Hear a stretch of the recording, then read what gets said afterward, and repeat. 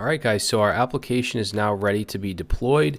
So what you need to do is, after you install Heroku, make sure you have it installed. Make sure you can do Heroku-version, and it should show you the current version. So once you do that, we want to create an app, and we can do that by doing Heroku create. All right, now you can see that it generated this weird URL, dry peak dash and then some number. Yours will be completely different. It'll be something else. But if you go to your Heroku dashboard and reload, you should see that application. All right, now, like I said before, we use Git to deploy to Heroku. So if you haven't done so, you want to initialize a Git repository. Okay, so if you haven't done so, just do git init. Okay, if you run that, I already have one. I've been making commits all along. But after you initialize, you want to add your files. So you can say git add and then dot for all. All right, so that will add all. You could do a git status to see exactly what's in there. In fact, I modified my server.js, so I want to do a git add all. Okay, so once you do that, it's in your files are in the staging area, so you want to now commit to your local repository. So you can run git commit -m, and I'm just going to say prepared for deployment. Okay, so now it's in the local repository.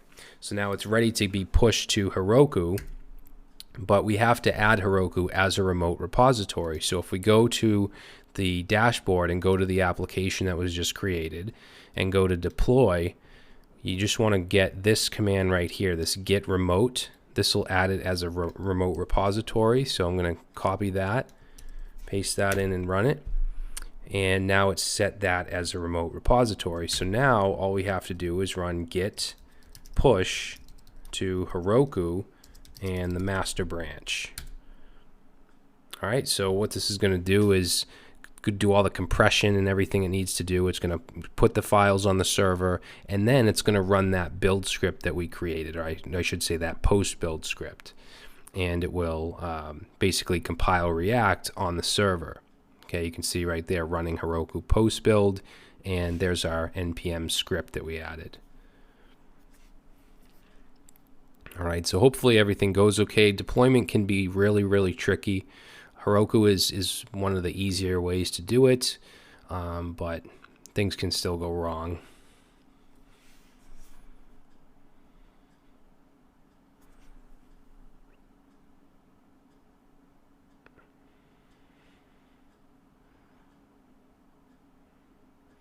All right, so now you can see it says creating an optimized production build. That means that the React build tool is running. And you can see right there, React scripts build. And hopefully that goes okay.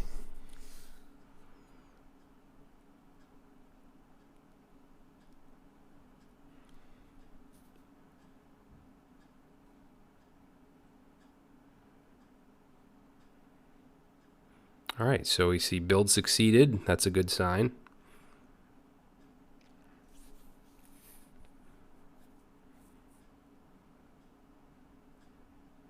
Okay, so verify deploy done.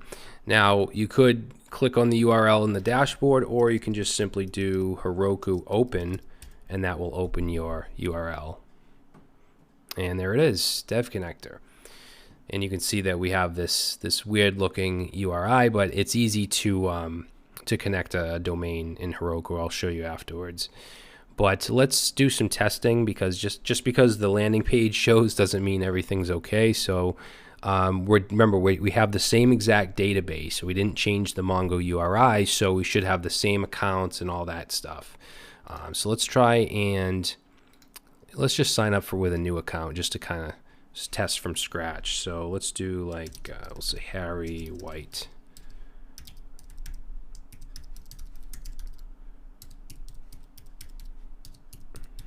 Actually, let's try our validation. Okay.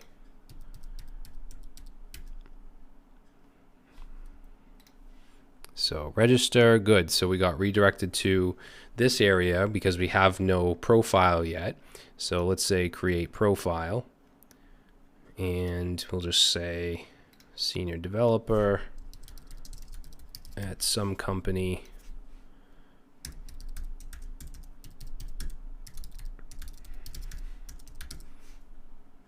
Location, New York. Skills, we'll say that. And that's fine. Let's add a Facebook link. Okay, so let's submit, and profile created. So if we go to developers, you can see Harry White has been added as a profile, and we can check his profile out, and we have our edit button here. So if I want to change, let's add PHP, submit. All right, so profile gets updated. We can add an experience, just say whatever. Say that's our current job, and submit. Experience added, and there it is. All right, so everything seems to be working. So we're hitting our endpoints, interacting with the database, and I can't see anything wrong. So let's try posts. Let's try to like a post, unlike it, test, post created, delete it. All right, so everything works. We're fully deployed. Now, if you want to add a domain, you just go to the back end of Heroku here and go to your settings. And if you go down to, let's see, domains and certificates, you can say add domain. Obviously, you have to register a domain somewhere. I suggest Namecheap. That's what I use, but I mean, there's, you know, you can use whatever you want. And you just add the domain here. And if you click on, let's see, where's the document? This right here. Point your DNS to Heroku. If you go there, you just follow these steps, and you can add the DNS so that it redirects your domain to your Heroku application.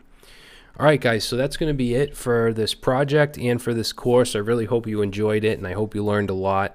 And just keep in mind, it's not about building this specific application. It's about learning the skills you need to create applications on your own. So if you want to take this app and add on to it or change things, use it as a reference to build something completely different, and any of that stuff, that's great. You don't want to just watch a course or watch a tutorial and then that's it. You want to take what you've learned and you want to put it in play. You want to put it to practice.